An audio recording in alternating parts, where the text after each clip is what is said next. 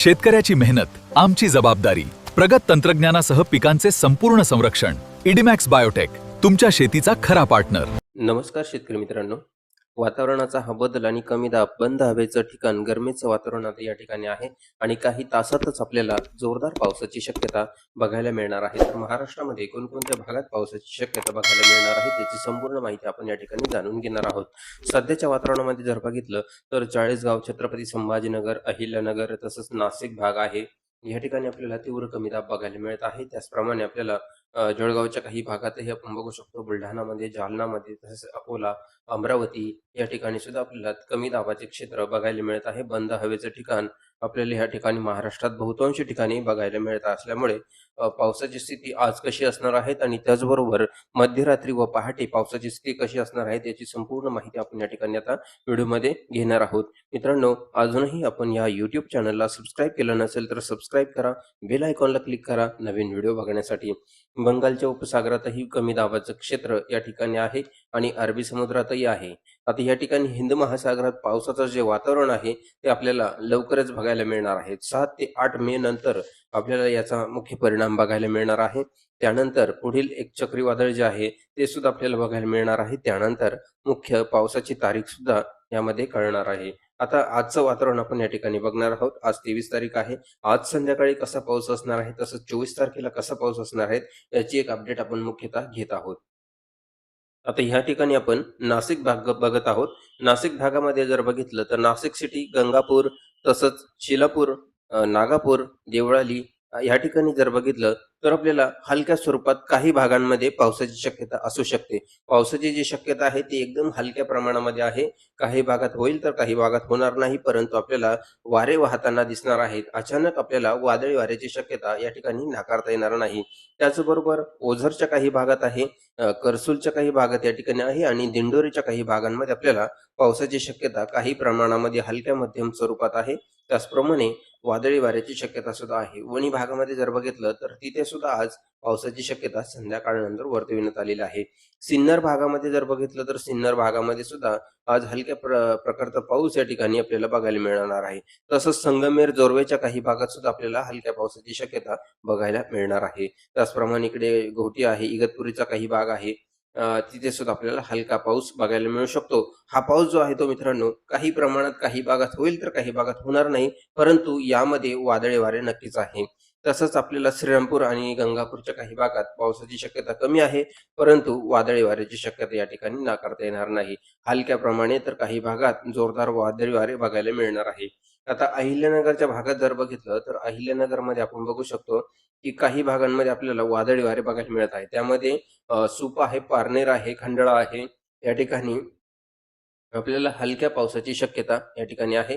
सोबतच वादळी वारे बघायला मिळणार आहे. तसंच इकडे इकडे श्रीगोंदा आणि दौंडचा काही भाग घेतला, इथे सुद्धा आपल्याला वादळी वारे आणि क्वचित हलका पाऊस होण्याची शक्यता आहे. त्याचप्रमाणे पुण्याच्या काही भागात जर बघितलं, लोणावळा आहे, खामसेट आहे, या ठिकाणी सुद्धा आपल्याला हलक्या पावसाची शक्यता सोबत वादळी वारे बघायला मिळत आहे.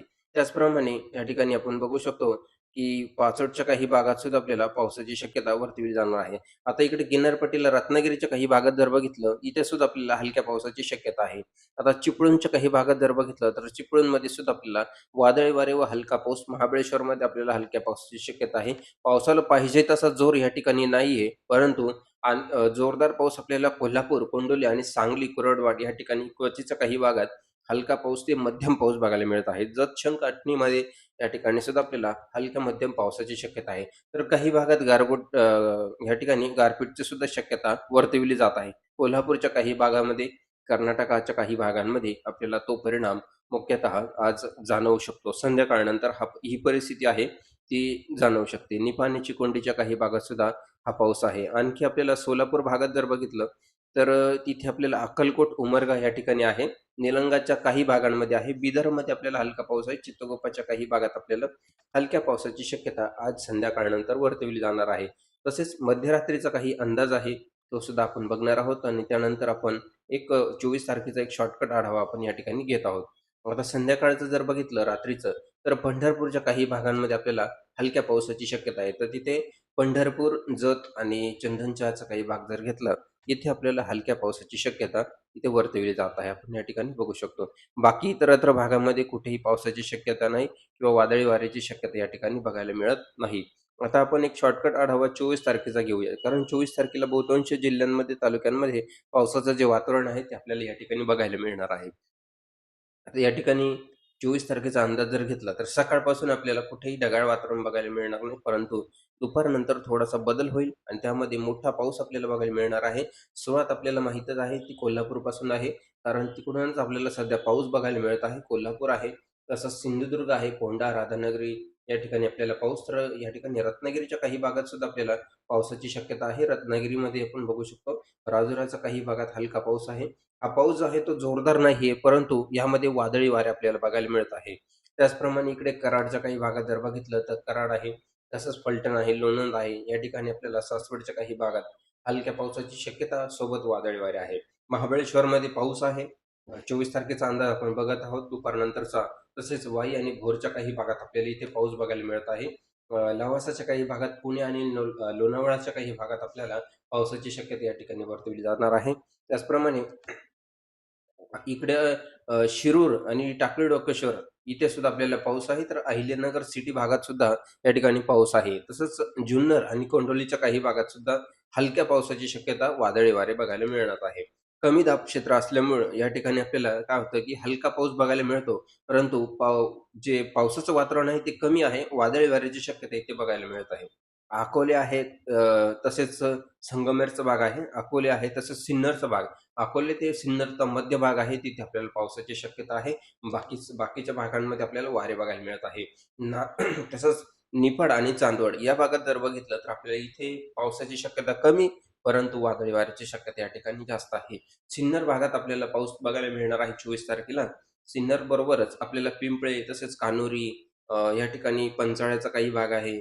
तसंच आपल्याला या ठिकाणी सांगवीच्या काही भागात, संगमेरच्या काही भागांमध्ये इथे असा पाऊस जो आहे तो आपल्याला पाऊस आणि हलके वारे बघायला मिळत आहे. तसंच निफाड आहे, लासलगावचा काही भाग आहे.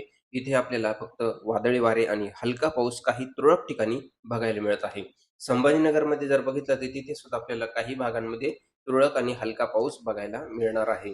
आपण हे 24 तारखेचं वातावरण बघत आहोत, 24 एप्रिल रोजीचं. आणि त्यानंतर पुन्हा एकदा संध्याकाळच्या वातावरणात जर बघितलं तर संध्याकाळच्या वातावरणामध्ये कुठेही पावसाची शक्यता या ठिकाणी आपल्याला वर्तवली जात नाही. आपण हे पूर्णपणे आज संध्याकाळनंतरचं आणि पहाटे, तसंच 24 तारखेला कसा पाऊस असणार आहे याची संपूर्ण अपडेट घेतलेली आहे. जर यामध्ये काही अचानक बदल झाला तर आपल्याला व्हिडिओच्या माध्यमातून YouTubeवरती कळवण्यात येईल. त्यासाठी आपण YouTube चॅनलला सबस्क्राईब केलंय की नाही बघून घ्या. नसेल केलं तर सबस्क्राईब करून घ्या.